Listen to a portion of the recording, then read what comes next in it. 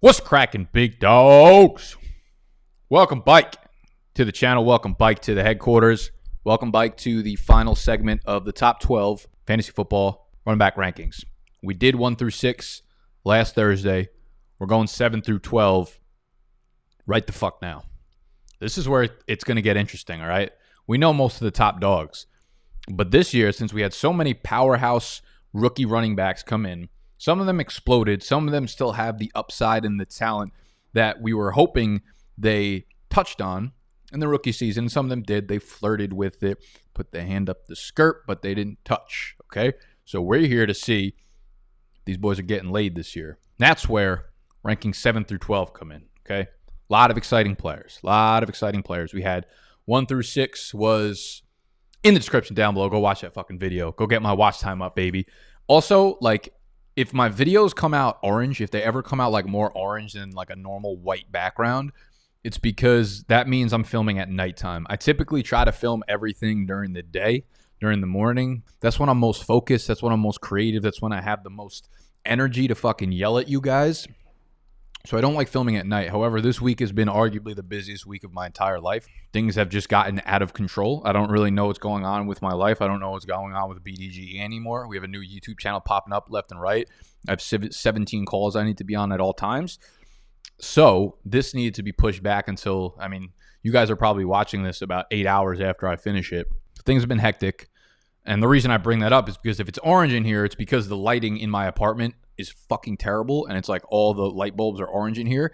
And if I film in the morning, I get a lot of natural light from the window over there. So it looks a lot better, it looks more natural, looks a little more white, looks a little more bright, and I'm better off yelling at you guys then. So when you see orange, when I look like a tomato, when I look like a pumpkin, that's why, because the lighting in here stinks. These running backs, however, do not stink. Y'all ready? Let's tuck your shirt in.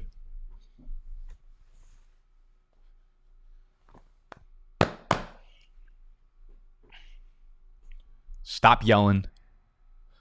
Let's eat.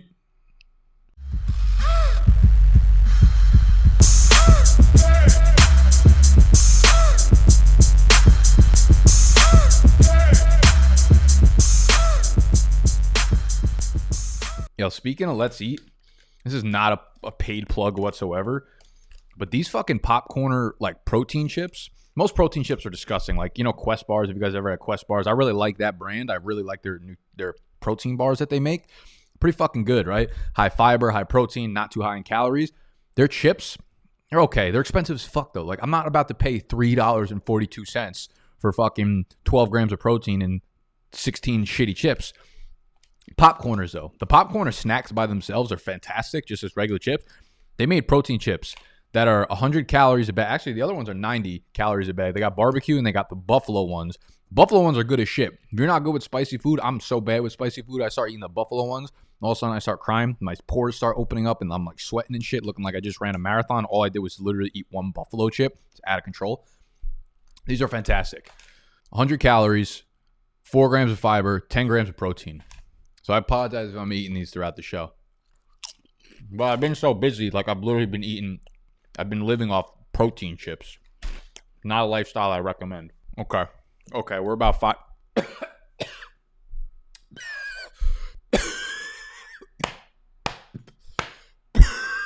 Okay. We're about 5 minutes into the podcast and I haven't talked about anything yet, except for chips and choking. Sounds like a sexual fantasy of mine. I'm ready to talk about running backs. I'm ready to talk about rankings. I'm ready to talk about Nick Chubb and the Chubb he gives me. He is coming in as my running back 7 on the year. I think he's well warranted of the spot. You might argue his upside because he's not a pass catcher. But over the second half of the year, he was amazing, right? The argument coming into the year was we were worried about Kareem Hunt. Kareem Hunt's a fantastic running back in his own right. Chubb at this point is basically discount Derrick Henry. And I wouldn't even say Derrick Henry is a better pure runner than Nick Chubb is at this point. They're both in offenses that want to use them immediately. They're run-first offenses. The only problem, and especially the one that was coming into last year, which is why we faded Chubb until, early second round, which is why he's not a first-round pick, or wasn't a first-round pick and will be this probably upcoming year, is that he was splitting the backfield Kareem Hunt. Tell you what, my apartment building's been out of control. People are using jackhammers left and right. I'm pretty sure someone was jackhammering my bedroom door last night. I didn't even sleep last night. This is why I'm going fucking crazy right now. I'm probably fucking bags under my eyes and shit. And sleep last night and someone's doing construction on my bedroom door. I'm like, my door is fine. I opened the door and there's no one there. It just seemed like there was, but there wasn't. There was. Okay, Kareem Hunt, we were worried about him. But what the improvement to the offensive line and Kevin Stefanski coming in and turning this into a run-first, play-action-first offense made Nick Chubb just an absolutely orgasmic running back. You look at the efficiency numbers, man. True yards per carry, number 3. Yards per touch, number 4. That yards per touch number is especially impressive when you think about his lack of involvement in the passing game. So usually those yards per touch numbers are vaulted to or are reserved for guys like Austin Eckler, because typically a reception or a target or reception, because yards per touch, it's receptions plus carries. A touch will have people who have reception numbers higher floating that number a little bit, right? So if you catch a ball, you're much more likely to go for 5+ yards than if you carry the ball, right? Only the best running backs in the league go for 5 yards per carry. You have to be a pretty shitty fucking running back to average less than 5 yards per reception. So the fact that Nick Chubb can catch 16 passes only, there's probably 72 other running backs that caught more than 16 passes last year, and he can still be number 4 in yards per touch. Just tell you how good he was overall. Breakaway runs, number 2. Breakaway run rate, number 3. Evaded tackles, number 6. Juke rate, which is basically his elusiveness, efficiency, number 1. That's all in 12 games. 1,200 yards, 12 touchdowns, 12 games. 12, 12, 12. Fucking line him up, knock him down. Nick Chubb, Mr. 12. So Chubb finishes as a running back 9 despite playing only 12 games. Running back 5 in fantasy points per game, okay? Don't let that go overlooked. Number 5, running back 5 in fantasy points per game. This offensive line had the single highest run blocking line per PFF last year because they added Jack Conklin and they drafted Jedrick Wills. That's what happens. When you invest into the offensive line, it gets better. We talked about it all offseason. Offensive lines don't just magically get better. You add additions to the line. That's how the Rams got better a couple years back, how they went from worst to first. That's how the Browns did it. You invest into free agency. You invest into the draft at high capital. That changes things. So this year, when someone has a big free agent signing on the offensive line and then they draft someone in the first round, guess what? We're going to be looking at them as the next Cleveland Brown. The Browns ran play action on more than 30% of their passes last year, which is 7th highest in the NFL. Baker's completion percentage, okay? His completion percentage jumped up 6% on play action passes. His yards per attempt jumped up a full 3 yards, which was the second highest jump in the entire NFL. The whole offense moved extremely, extremely smoothly under Kevin Stefanski with the upgraded play action, with the upgraded offensive line. The whole Nick Chubb stinks on the goal line too is something that you can throw out now. He scored 5 rushing touchdowns on 11 attempts inside the 5-yard line, okay? That's the same number of rushing touchdowns that Zeke had on 22 attempts, that Josh Jacobs had on 18 attempts, that Todd the God Gurley had on 14 attempts. So it's very much like Derrick Henry, Jonathan Taylor. We don't know what we're going to get in the passing game, but do we really give a fuck? No, we don't, because they're big, they're strong, they're fast, they're going to make house calls from 70 yards out, they're going to be the goal line back, they're in offenses that move the ball well, and they're on offenses that will give them plenty of goal line opportunities. There's nothing else here for us to discuss. Nick Chubb, easy back-end first-round pick. Wouldn't be surprised whatsoever if Nick Chubb leads the NFL in rushing yards in 2021. After Nick Chubb, we've got Ezekiel Elliott. Ezekiel Elliott has been forgotten about. It's almost as if Ezekiel Elliott is ready to retire. Ezekiel Elliott is 25 years old. He's 25 years old. He just signed the massive contract to be the workhorse for the Dallas Cowboys, okay? Fantasy Twitter would have you thinking very, very otherwise. He's their workhorse for the next 2 to 3 years. The only thing that matters with Zeke is whether or not Dak is on the field. When you look at his numbers with Dak on the field, on the left, with Dak on the field, the first 5 games of the 2020 season, over 20 half PPR fantasy points per game, easily top 5 fantasy numbers. And yes, Pollard looked fantastic when Zeke was hurt, but when he returned, guess what happened? Zeke was right back to being thy workhorse. The bigger concern here is not Tony Pollard, okay? The bigger concern here is not Zeke being washed. The bigger concern here is the offensive line for Dallas, okay? Zeke averaged 4 yards per carry last year, which was a career low for him. The Cowboys, however, ranked 29th in run blocking per PFF. That's by far and away the lowest grade that they've had since Zeke has entered the NFL, right? They've primarily been a top 5, top 10 at worst run blocking line in the NFL since Zeke has entered. His run blocking efficiency per player profiler, 51st in the NFL among the running back position. So if their offensive line was still upper echelon, Zeke would probably still be in my top 5 fantasy running backs for this year. He's going to be a volume-based, low-end, mid to low-end RB1, in my opinion, in 2021, as long as Dak is back under center, which I do expect him to be for the beginning of the year. He has a great chance to finish with 1,500 total yards from scrimmage, double-digit touchdowns again, which is exactly what you're looking for in a running back one if you have a late first-round pick or if you get him in the early second round, which I think will probably be the majority of players this year. Don't forget, he averaged 6.6 targets per game when Dak was healthy, man. He was really, really involved in this passing game, and that was something that we'd been waiting for Zeke to get, and he got not last year, but the year before that for the first time, and he was fantastic in fantasy. So I expect more of those numbers, a little bit less efficiency in the run game, but again, goal line guy, 20 carries, targets when Dak is on the field. Don't think too hard about it. Don't think too hard about Cam Akers. Also, don't think too hard about taking care of yourself, fellas. Fellas and the 2% of women out there that watch this channel. Fortunately, I love y'all. Got nothing but love for the diverse demographic that we bring here. But on the real, I started taking care of my face and my skin, and you might not be able to see it because it's fucking orange and I don't sleep well, so I probably don't even look good at all right now. But I started using this company, Geology, like a year ago, and they're basically for dudes. Yeah, they're customizable skincare for dudes who have no fucking idea how to take care of themselves and their face and their skin. So basically, like, you go onto their website on geology.com, and I'll link it down below. If you go through the link down below, it'd be fantastic because, you know, that supports the show and it lets them know that we brought you there. Basically, you fill out this quick little survey. It tells you what kind of skin you got going on. Are you pasty like me? You got a nice flourished tan like some of my darker friends? Or do you got wrinkles, you got pimples, you got acne? Do you get red-faced when you go out into the cold? And it's like a very, very quick, like 2-minute quiz, and they line you up with a perfect 30-day sample size that you can use, and it's a very discounted price. So when you use the promo code BIGDOG30, BIGDOG30, BIGDOG 30, you're going to get 30% off that first month trial, okay? So this is a year we're taking care of ourselves, fellas. 2021, we're washing. It's so easy. They send you like 3 bottles of shit. You wash your face in the morning, you wash your face before you go to sleep, and you would be shocked by how much better and how much more energized you're going to look within 30 days of taking care of your skin, your girlfriend, your wife, your dog. Even your dog is going to start loving you again. Your dog will lick your face again. I know a lot of you guys have been yearning for your dog to lick it again. You've been putting peanut butter on your face just to get that sense of attraction. Geology's going to make sure it's bike, all right?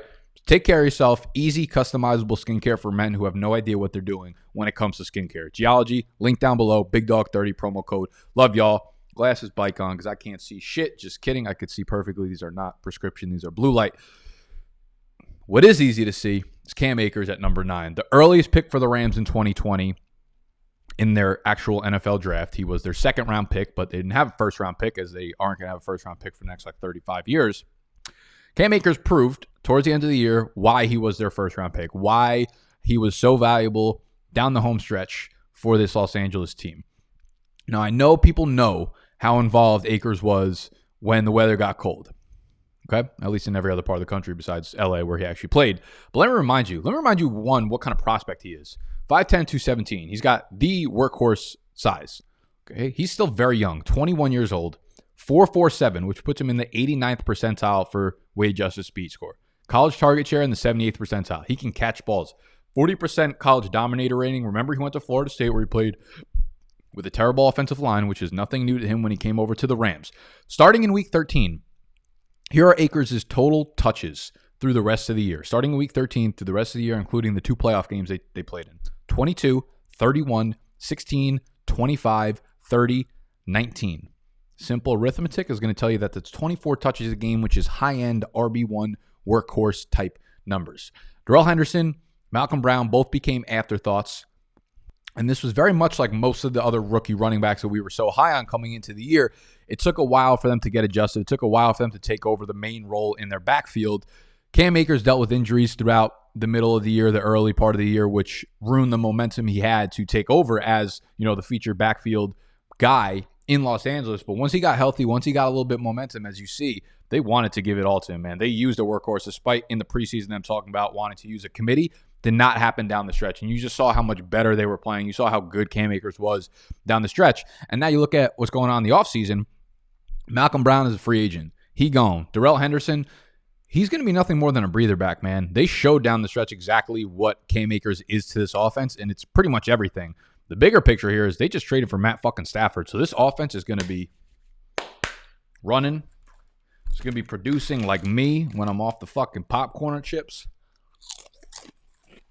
I mean, it just means more scoring opportunities for everyone on the offense. Akers has legitimate top 3 fantasy running back range of outcomes in his repertoire. 2021. Next up on the list, another sophomore running back, J.K. Dobbins, number 10. Now, this was tough to go back and forth between Dobbins, Swift, Akers.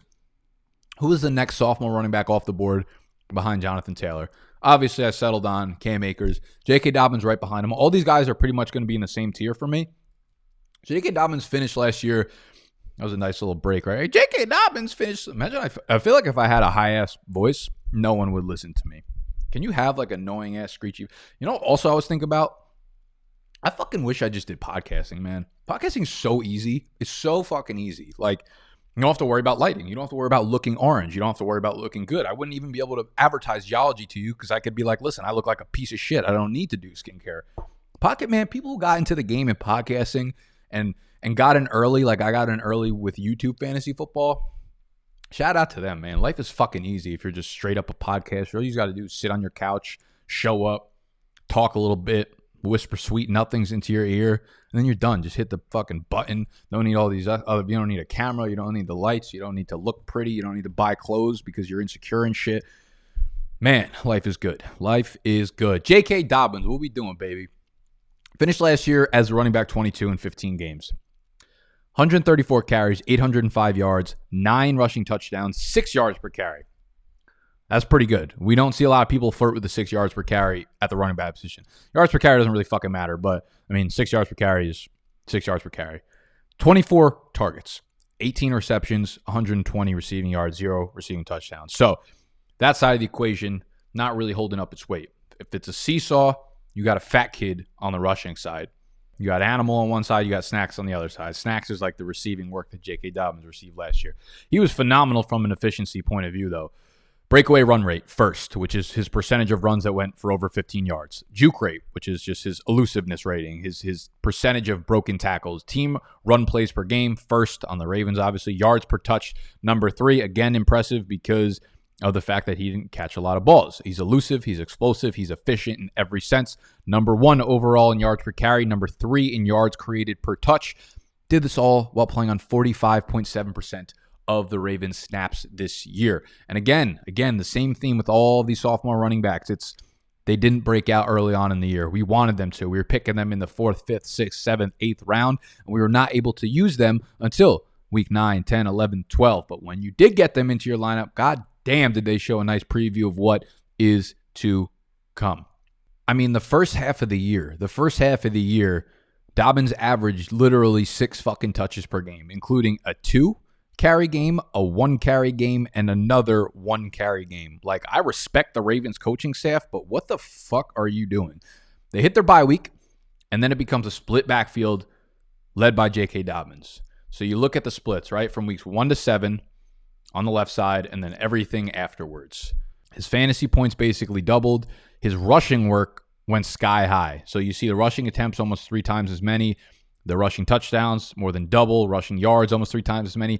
The receiving work dipped, man. And this is like really, really the one concern you have is the receiving work. And we're going to get into that in a second. But when you look at the backfield landscape for the Ravens next year, Mark Ingram, he's gone already. Gus Edwards is a restricted free agent. I would be surprised if they don't resign him. He's just too good as a role player on that offense. What you love to see is the amount of work that J.K. Dobbins got on the goal line down there. It reminds me a lot of Aaron Jones for the Packers, where like you look at the guy and you're like, he's undersized. He probably won't get a lot of work down there on the goal line, but wildly efficient when you do give him the work. Dobbins saw 8 carries inside the 5-yard line last year. 8. He converted 7 of them into tugs. So 7 of 8 carries inside the 5-yard lines he turned into touchdowns.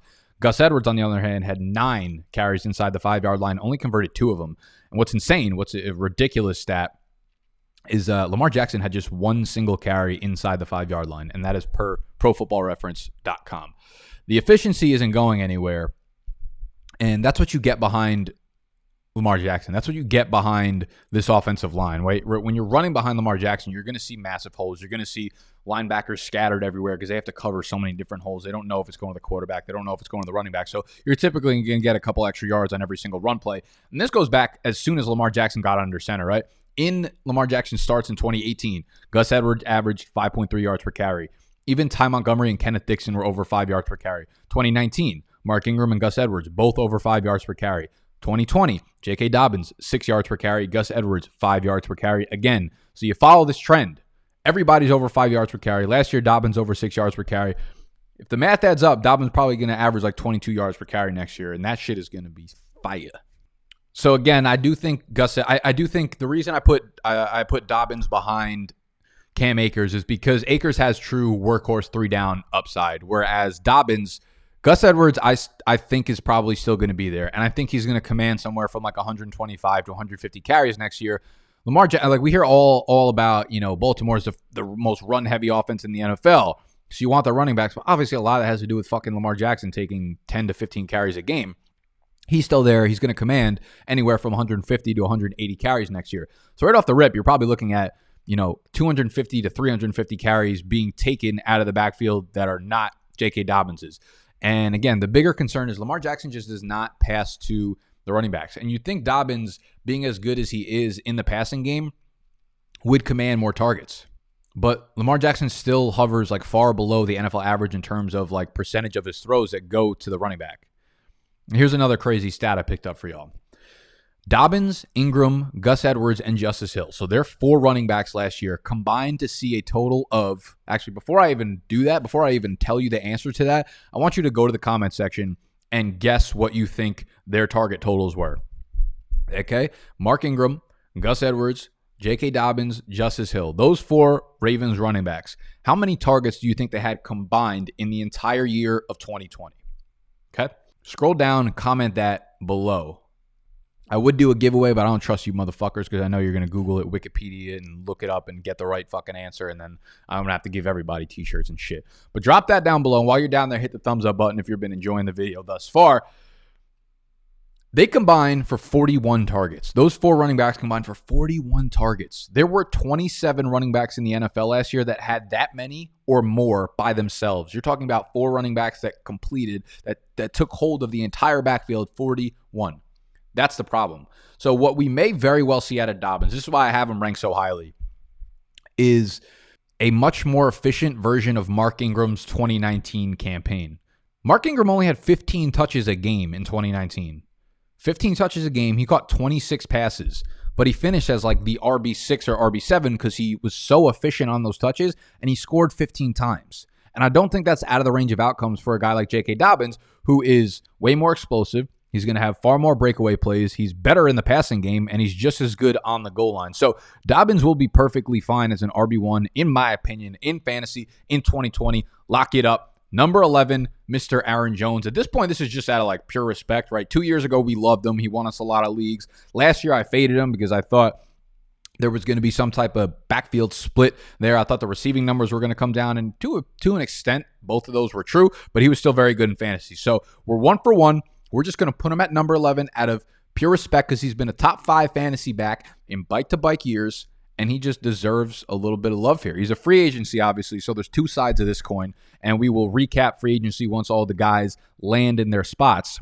If he stays in Green Bay, I love that because he still gets to run behind the Green Bay offensive line. He's still a favorite target of Aaron Rodgers, and he's playing in an Aaron Rodgers-led offense, which means that they're going to score upwards of 60, 70 touchdowns on the year, that he can get a nice piece of the pie from there. If he leaves, he's supposedly going to command somewhere between $14 and $15 million, which is like top paid running back, which means wherever he goes, he's likely not splitting the workload like he has been in Green Bay, where he's getting, 60% of the touches, and there are games that are the Jamal Williams games, and there are games that are the A.J. Dillon games. So wherever he goes, the team is probably going to be worse. The situation might be worse, but he might get more workload. I mean, if he signs with San Fran, or if he signs with Miami, we're going to like that a lot. But there are a lot of places he could sign that are worse for him than Green Bay. So, again, a lot of things are going to change there. Last up, number 12, RB12. This is a spot where there's a lot of guys that you could put here, but we're going to swing for the fences. We're going to swing for upside. We're going to stick with the theme of today's video. My last RB1 going into the 2021 fantasy football season long, Deandre Swift, man. Deandre Swift, it's as simple as this, man. In weeks with 10-plus touches, Deandre Swift ranked as the RB4 in total PPR points. Let's also talk about like PFF's Twitter style, like that yelling emoji feed Deandre Swift. Like, did you fucking hire a 13-year-old kid to write your tweets? Every single tweet that they put out is just so cringeworthy. It's really sad, man. It's really sad. It be your own motherfuckers sometimes, man. It really do.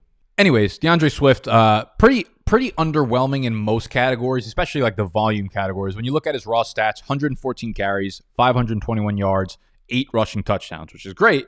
4.6 yards per carry, 57 targets, 46 receptions, 357 receiving yards, 2 touchdowns. So he does finish with nearly 900 total yards from scrimmage and 10 total touchdowns, 46 receptions. So you love to see that. Very involved in the passing game.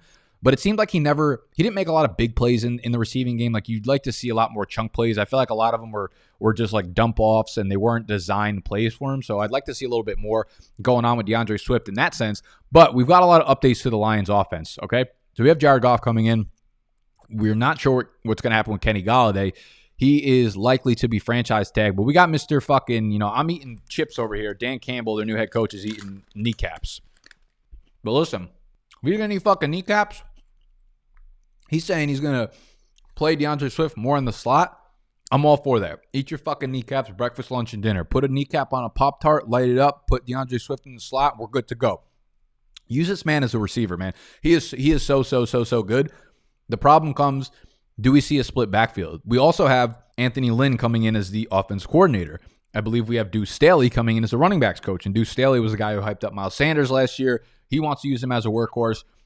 Some moving parts here. Adrian Peterson, I'm pretty sure it's like bankrupt as a motherfucker. That's the only reason he's still playing. He says he wants to play until he's like 45. He's not as good as Tom Brady. I really think he's just broke as a motherfucking joke. So we'll see what happens there. We'll see if they sign a different free agent. But as of right now, all signs point upwards for Deandre Swift. I love this kid.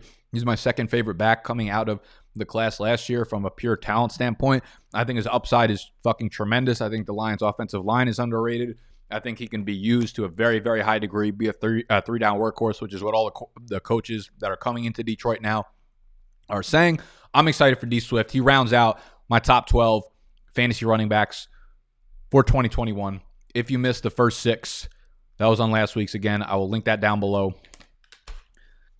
If you like to stay healthy, honestly, I don't even know if these are healthy at all other than just the straight-up macronutrients, but there's like 72 ingredients on here, which probably means they're from like when you fucking like ingredients. If you don't know what they say, then they're not. Fuck y'all. Just eat a fucking pop chip, bitch, and wash your face.